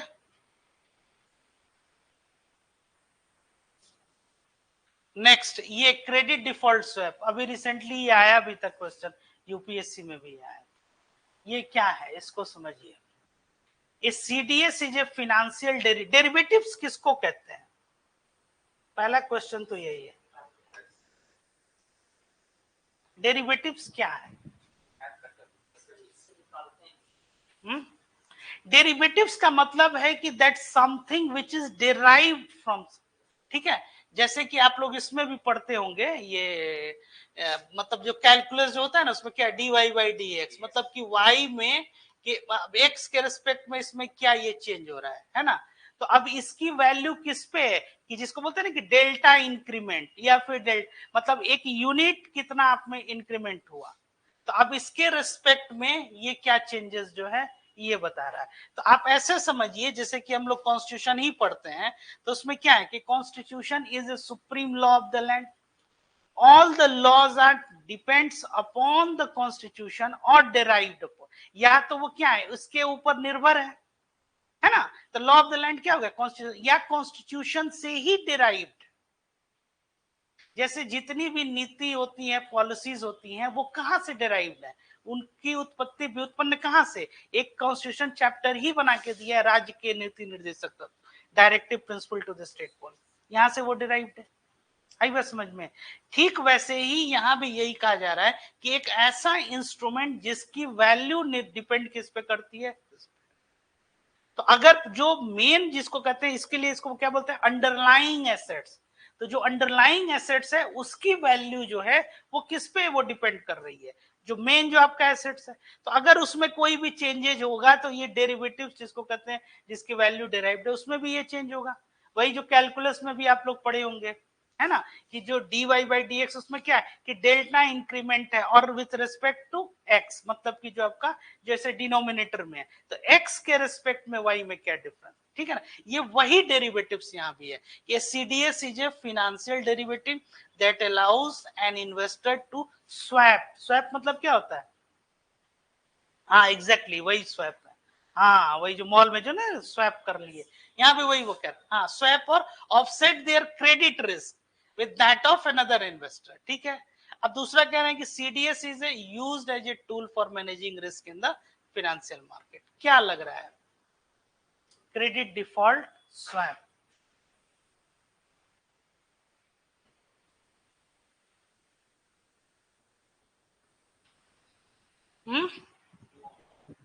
दोनों।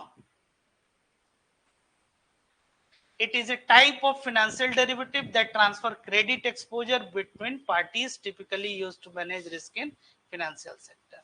इसलिए ये जो दोनों स्टेटमेंट हैं ये क्या हो गए, और यही आपके सही है और यही आपके आंसर हो गए।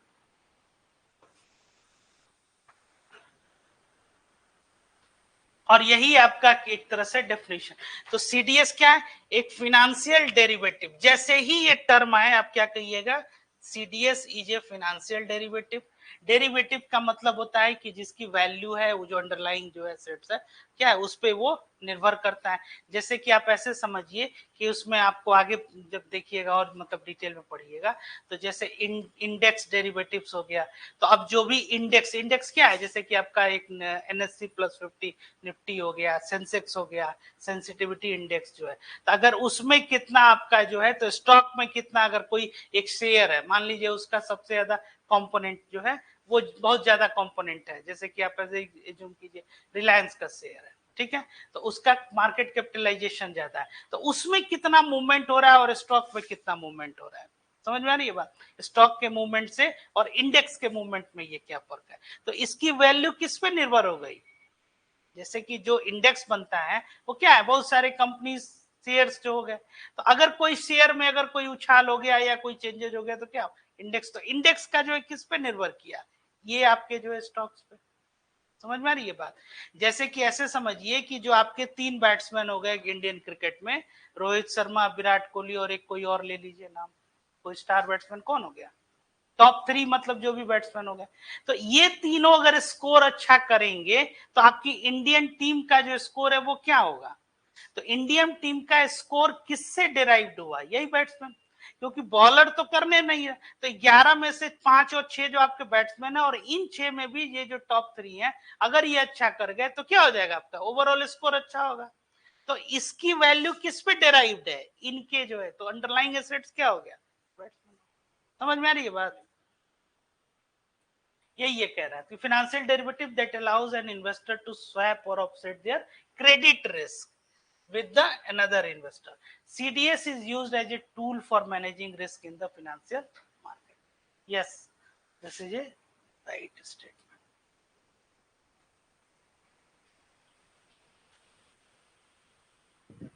ये टर्म तो आप लोग जानते होंगे, मोरल सुसेशन, सुना है ये वर्ड, नहीं सुना अगर आप लोग बोल रहे हैं तब तो भाई हमको जो कहना पड़ेगा कि एक पर्टिकुलर डे जिस दिन आरबीआई और मॉनेटरी पॉलिसी पढ़ाए हुए है उसका वीडियो आप लोग एक बार फिर से देखिए, जो क्वांटिटेटिव ईजिंग और क्वालिटेटिव ईजिंग जो है, क्वांटिटेटिव और क्वालिटेटिव, तो ये क्वालिटेटिव में क्या था, जैसे मॉनेटरी पॉलिसीज में उसमें मोरल सुसेशन था, है ना, उसमें क्या है कि आप जैसे कि बैंकों का moral सुसेशन refers to the central bank's use of persuasive tactics to influence and regulate the actions of commercial bank. Moral suasion is mandatory directive that banks must follow. अब तो बता ही दिए आंसर आप लोग को, क्वालिटेटिव मेजर्स में ये आता है मोरल सुसेशन।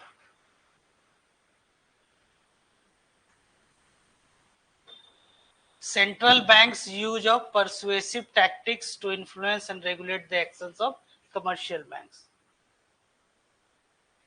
जैसे कि अब वो क्या होता है कि जो लोन देते हैं जो आपके कमर्शियल बैंक, तो लोन जब वो देते हैं तो आप लोग को रिजर्व रेशियोज भी पढ़ाए थे हम, उसमें क्या है कैश रिजर्व रेशियो, तो कुछ क्या होता है कि एक सीआरआर जितना है उतना जो है इनको क्या करना होता है, पार्क करके रखना होता है आरबीआई के, तो अब वैसे ही स्टैट्यूटरी लिक्विडिटी रेशियो, वो भी रेशियो जो है वो क्या है एसएलआर, वो भी उनको पार्क करके रखना, एक रिजर्व है तो वो एक लॉ बना के बनाया गया, एसएलआर नाम ही है इसलिए स्टैट्यूटरी लिक्विडिटी, सीआरआर पार्क कर दिया, तो अब जितना पार्क कर दिए उतना आप लोन नहीं कर पाएंगे, ठीक है। अब लोन भी जो आप देते हैं या करते हैं उसमें भी ये क्या है, एक उसमें मोरल सुसेशन होना चाहिए, मतलब उसमें एक नैतिकता होनी चाहिए, मोरल मतलब क्या हो गया, मोरालिटी जो है ये तब यही है यहाँ पे ये कहा जा रहा है, तो इसमें ये जो आपका है, एक मिनट, तो अब ये क्या है कि it is a mandatory directive, ये स्टेटमेंट पढ़िए इसमें,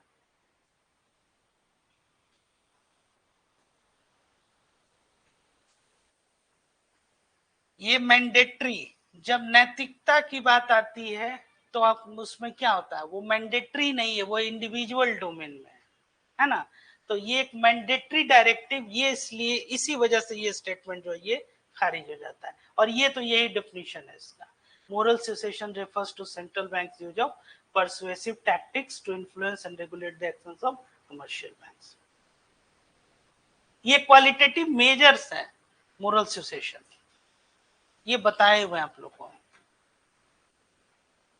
ठीक है, चले आगे।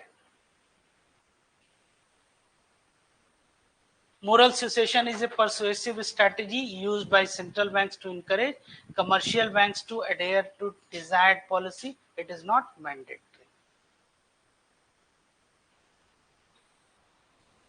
बनाइए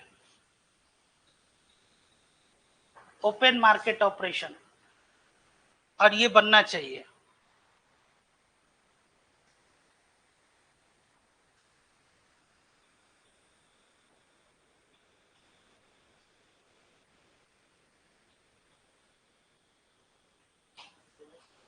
हम्म,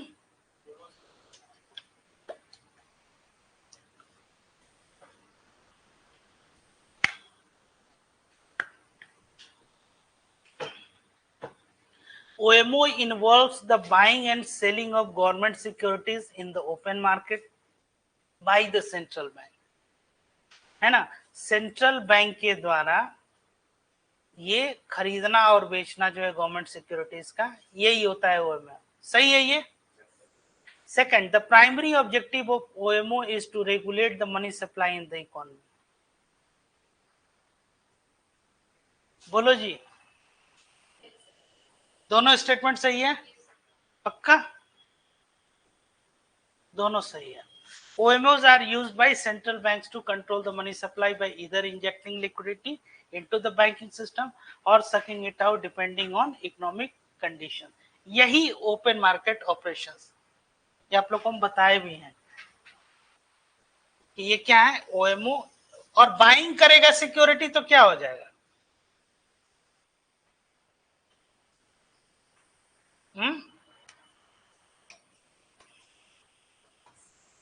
सिक्योरिटी अगर बाई कर रहा है तो इससे क्या होगा?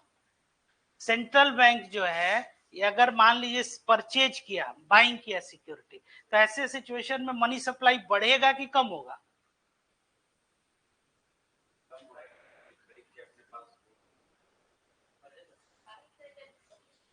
बाई करेगा तो सिक्योरिटीज कहां गया?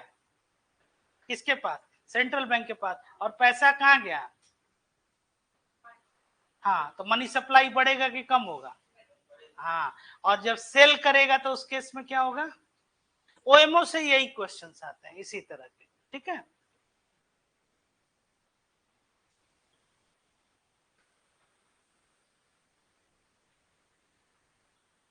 आइए अगेन, ये भी बनना चाहिए।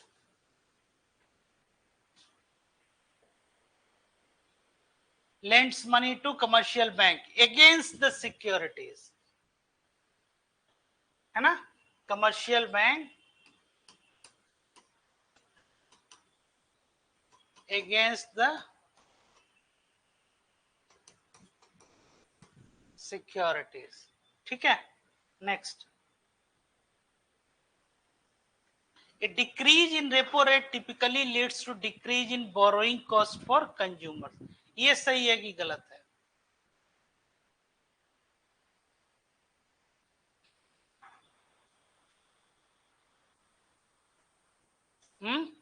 गलत लग रहा है?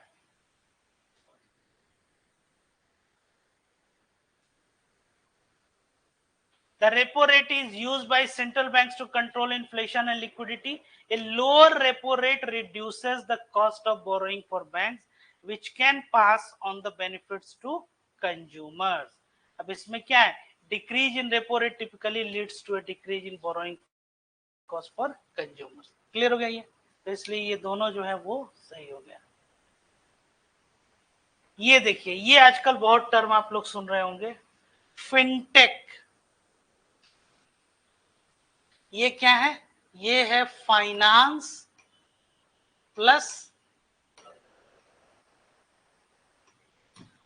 टेक्नोलॉजी, यही जो है ये टर्म है। तो इस फाइनेंस का ये ले लिया फिन, और इसका ले लिया ये टेक, और मिलके बन गया वर्ड फिनटेक।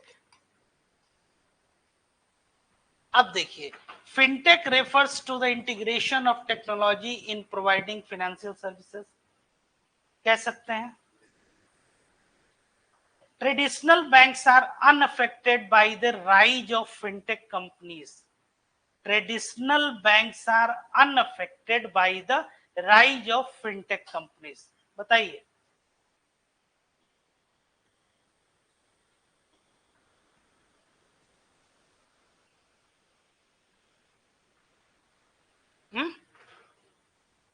क्या है?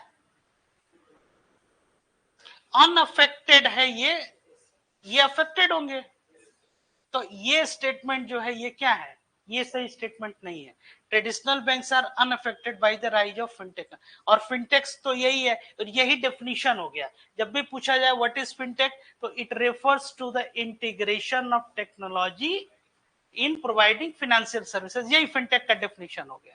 अगर आप लोगों को अगर लिखना हो या फिर इस तरह से यह समझाना हो, तो फाइनेंस प्लस टेक्नोलॉजी है ना, तो ये क्या हो जाएगा, refers to integration of technology in providing financial services. Financial services क्या होता है, टोटल फाइनेंशियल सिस्टम किस पे डिपेंड करता है, इन्वेस्टिंग, बोरोइंग और लेंडिंग। बताए थे आप लोग ना, तीन ही एक्टिविटी होती है इसमें, क्या, इन्वेस्ट करना, बोरो करना और लेंड करना। इसी में सर्विसेज में आपको वो फाइनेंशियल प्रोडक्ट बना के वो किया जाए।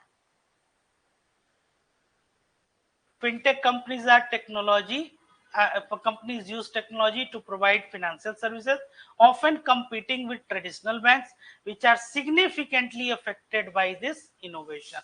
तो जो unaffected word है वो क्या हो जाएगा, वो वहां पे ये गलत हो जाएगा। ठीक है, क्लियर हो गया। यही हम बोल रहे थे, debt to equity ratio, start में ही हमने आपको ये बता दिया। The debt equity ratio is a measure of company's financial leverage। leverage क्या होता है, जैसे कि कितना ज्यादा आप जो कर्ज जो है आप ले रहे हैं, है ना। A high debt equity ratio indicates that a company is primarily financed by equity। अगर डेट टू इक्विटी रेशियो ज्यादा होगा, इसका क्या मतलब है,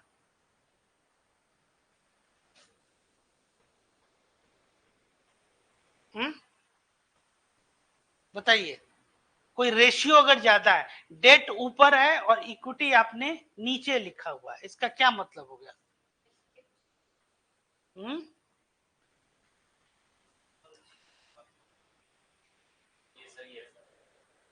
एक मिनट,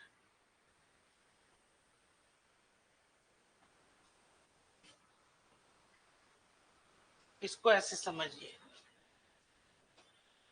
डेट अपॉन इक्विटी, ठीक है। तो ये क्या हो जाएगा, न्यूमरेटर डिवाइडेड बाय डिनोमिनेटर। अगर न्यूमरेटर बढ़ रहा है तो ओवरऑल जो आपका रेशियो है वो क्या होगा, क्या बात है, 2/3, 3, 4/3, 5/3, इसमें बड़ा नंबर कौन सा होगा,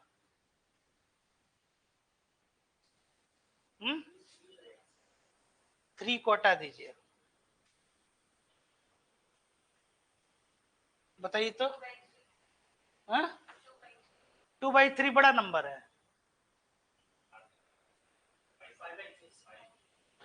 5/3 बड़ा हुआ कि नहीं, है। अगर डिनोमिनेटर आपका अगर वही रहा तो न्यूमरेटर बढ़ते जाएगा, तो ऐसे भी 2/3 ये फ्रैक्शन में आ रहा है, 4/3 1 पॉइंट समथिंग आ रहा है, ये 5/3 कितना आ रहा है, ये और उससे ज्यादा आएगा, 6 कर दीजिएगा तो कितना हो जाएगा, 2 हो जाएगा आपका। तो न्यूमरेटर बढ़ेगा तो मतलब आप क्या कर रहे हैं, डेट को बढ़ा रहे हैं। तो डेट को अगर बहुत ज्यादा बढ़ा रहे हैं, तो debt to equity ratio is a measure of companies financial leverage, there is no doubt in that. A high debt equity ratio, ये केवल ये इसका इकोनॉमिक्स और फाइनेंस का ये क्वेश्चन नहीं है, ये अरिथमेटिक्स का क्वेश्चन है, स्टैंडर्ड 6 में जो अंश बटा हर जो आप लोग पढ़ते हैं, न्यूमरेटर अपॉन, ये उसी का है। अब ये क्या कर रहा है कि हाई डेट इक्विटी रेशियो ये अगर बढ़ रहा है तो क्या इंडिकेट कर रहा है कि company is primarily finance by equity. Equity तो आपका यही रह गया, लेकिन इसमें क्या है, कर्ज आप ज्यादा से ज्यादा जो है वो ये ले रहे हैं। जैसे कैपिटल स्ट्रक्चर आपको मैं स्टार्ट में ही पढ़ा है, मतलब कि कैपिटल स्ट्रक्चर वो क्या है, या तो डेट होगा या इक्विटी होगा। तो अब है कि डेट कितना और इक्विटी कितना, ये अनुपात कितना है, ये तो ये पूछ रहे हैं।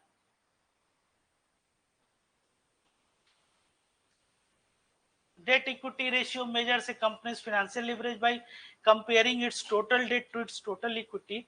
A high ratio indicates more debt, not equity.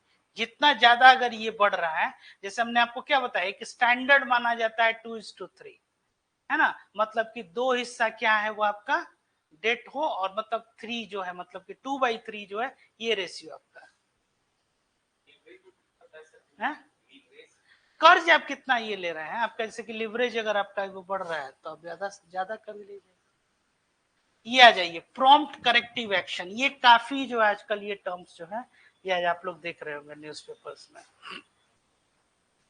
PCA is a framework under which banks with weak financial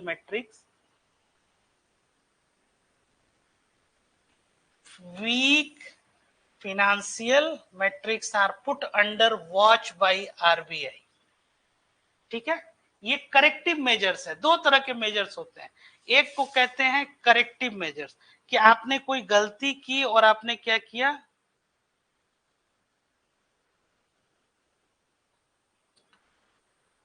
आपने कोई गलती की और क्या किया, उसका सुधार किया आपने।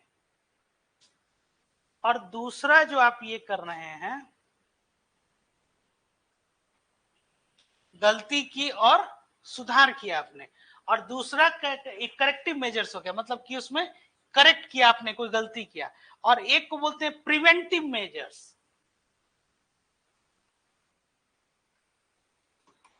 प्रिवेंटिव मेजर्स, और एक को क्या कर रहे हैं आप, करेक्टिव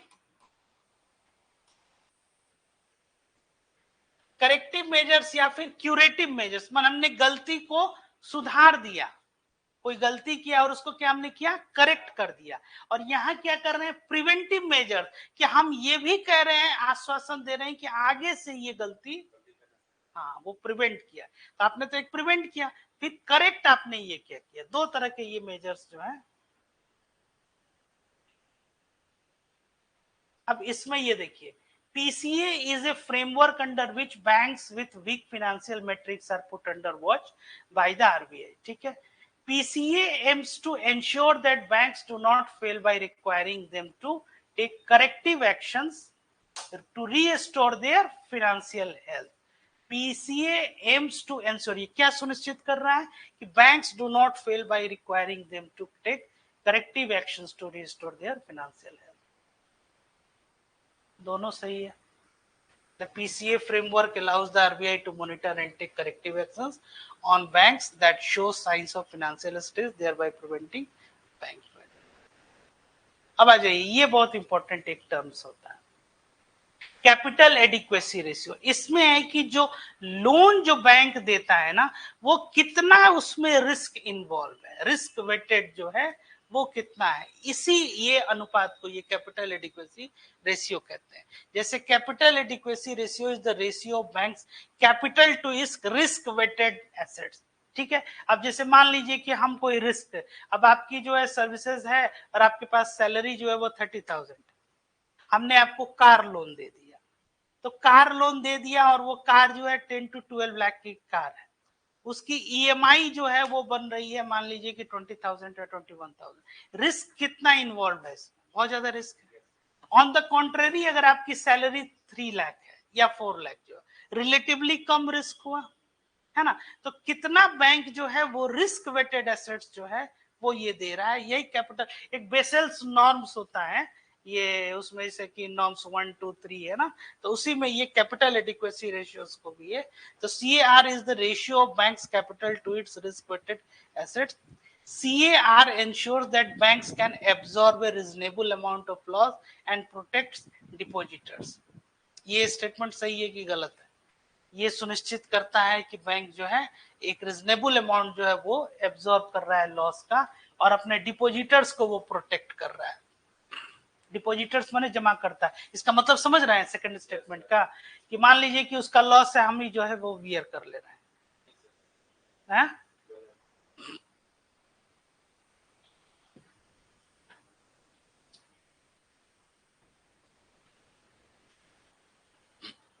तब अनुमान तुक्का CAR is a measure of a bank's financial strength, ensuring it has enough capital to cover its risk-weighted assets and can absorb losses while protecting depositor. Normally नहीं, ये कैपिटल एडिक्वेसी रेशियो है. Adequacy मतलब क्या हो गया? Adequate हमारे पास capital है. Adequate capital है कि जो अगर रिस्क वेटेड एसेट्स भी अगर हम ये जो दे रहे हैं ना, तो हम उसको प्रोटेक्ट कर पाएंगे, ये सुनिश्चित हम कर रहे हैं. इसी कॉन्टेक्स्ट में ये कहा जा रहा है कि CAR एंश्योर्स, मतलब कैपिटल एडिक्वेसी रेशियो क्या कर रहा है? ये सुनिश्चित कर रहा है that banks can absorb A reasonable amount. ये नहीं करेगा टोटल अमाउंट, एक ठीक ठाक जो अमाउंट है उसको हम क्या कर सकते हैं? उसको एब्सॉर्ब कर सकते हैं जो लॉस हो रहा है, और प्रोटेक्ट करेंगे किसको? डिपोजिटर्स को, जो जमा करता है हमारे, उनको हम ये क्या कर सकते हैं? इसलिए ये दोनों स्टेटमेंट्स, ये तो बन जाना चाहिए. क्या है? An NPA is a loan or advance where the principal or interest payment remains overdue for a period of 90 days. Statement सही और गलत. एनपीए क्या होता है? नॉन परफॉर्मिंग एसेट्स, है ना. ये एसेट्स है लेकिन परफॉर्म नहीं कर रहा है. और बैंक एसेट्स क्या होता है? बैंक जो एडवांसमेंट या जो लोन जो है वो देती है, वही उसका होता है. NPS only arise in the retail banking sector. ये कह रहा है केवल रिटेल बैंकिंग सेक्टर जो है वहीं पे एनपीए होता है. सही बात है. पक्का. कॉर्पोरेट्स जो हैं वो क्या करते हैं? बड़े बड़े कॉर्पोरेट्स है, जैसे आपने इनकी कहानी सुनी होगी, ये यस बैंक से जो फाइनेंस लिए हुए थे, वो ILFS वाला भी, या और भी बहुत सारे जो है कंपनीज जो है. हाँ खैर उनका तो खैर ही है.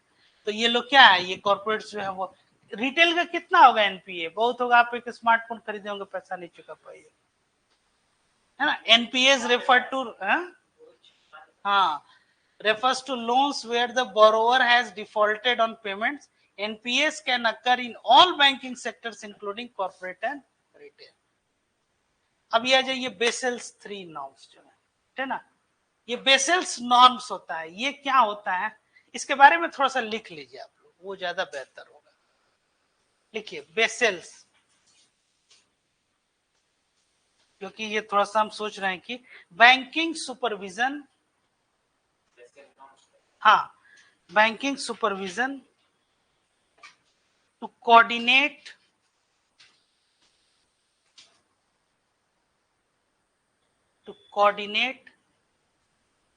banking regulation around the world. Banking regulation around the world. अब इसमें 3 तरह के हो गए. एक पहला वाला जो था उसको बोलते थे Basel 1,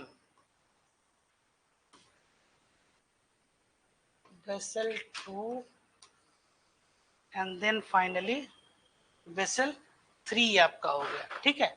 अब इसमें ये क्या हो जाएगा? Banking supervision. बताइए. हाँ, तो Basel 1 जो था इंट्रोड्यूस्ड इन 1988.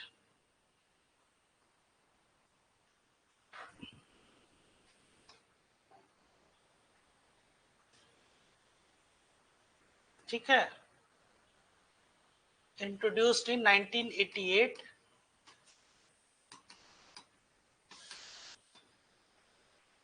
ठीक है. Involve in credit risk,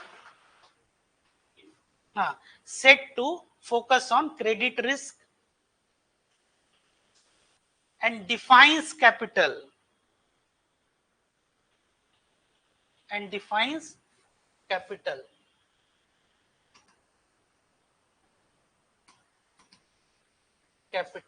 and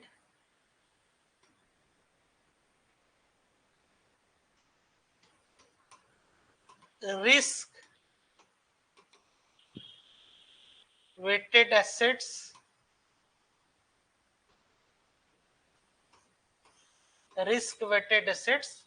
structure. अभी जैसे कैपिटल एडिक्वेसी रेशियो आप पढ़े ना, तो उसमें ये क्या था कि एक रिस्क वेटेड एसेट, तो ये बेसल नॉर्म्स जो 1 था वो क्रेडिट रिस्क से संबंधित था, 1988 में इंट्रोड्यूस किया गया था। और ये क्या बता रहा है, ये आपको डिफाइन कर रहा है किसको, कैपिटल एंड जो रिस्क वेटेड एसेट्स का जो स्ट्रक्चर है, कि किसी बैंक के पास जो है वो कितना ज्यादा जो है वो ज्यादा से ज्यादा जो है वो रिस्क वेटेड एसेट जो है वो यूज, और इसको कैसे, इस रेशियो को क्या बोलते हैं, कैपिटल एडिक्वेसी रेशियो, कि how much adequate capital is available to your institution, इसी संदर्भ में ये बात कर रहा है। चलिए लिखिए दूसरा, बेसल नॉर्म्स 2 ये सजेस्ट करता है, suggest bank should make their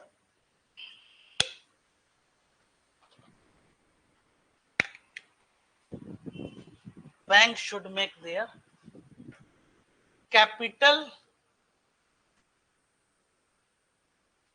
and risk to public, ठीक है। इसमें ये क्या करेगा, टू जो नॉर्म्स था उसमें क्या बताया जा रहा है, बताइए। Capital and risk to public, हाँ, टू ये capital and risk profile to public, है ना, जो आपका कितना कैपिटल और रिस्क प्रोफाइल है इसको क्या कर रहा है, वो पब्लिक में ये दे रहा है। अब बेसेल्स नॉर्म 3 जो है ये आपके सामने है, अब इसके विषय में भी थोड़ा सा आप लोग ये जान जाइए। Bessel 3 one of the most significant regulatory efforts to help cope with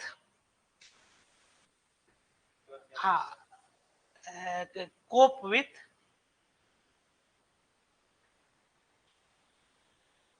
systematic risk in financial markets, ठीक है। तो अब देखिए 3 तरह के ये बेसेल्स हो गए 1988 में। ये क्रेडिट रिस्क को डिफाइन कर रहा है यहाँ पे, कैपिटल स्ट्रक्चर और रिस्क वेटेड एसेट, जो आपका कैपिटल एडिक्वेसी रेशियो हम लोग देखें। यहां ये कहा जा रहा है कि जो आपके कैपिटल और जो रिस्क प्रोफाइल है इसको आपको पब्लिक में बताना है, पब्लिक डोमेन में यहाँ पे आपको बताना है, किसको, बैंक्स को। और टोटल ये क्या कहा जा रहा है, बैंकिंग सुपरविजन, स्टार्ट में जो आपको बताया, क्या बताया जा रहा है उसको, हाँ, to coordinate banking regulations and supervision, ठीक है। तो इसमें 3 नॉर्म्स है, और तीसरा नॉर्म जो है वो क्या बता रहा है, systematic risk in financial market, जो इसके बाद। अब इस पे आप लोग रिएक्ट कीजिए क्वेश्चंस को। Basel III is a global regulatory framework designed to strengthen the regulation, supervision and risk management within the banking sector. क्या लग रहा है, ठीक है।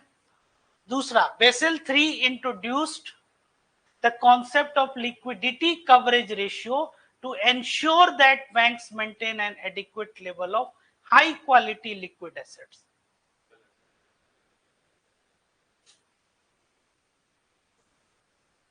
क्वेश्चन आप पढ़े ही नहीं ठीक से, सेकंड वाला पढ़िए।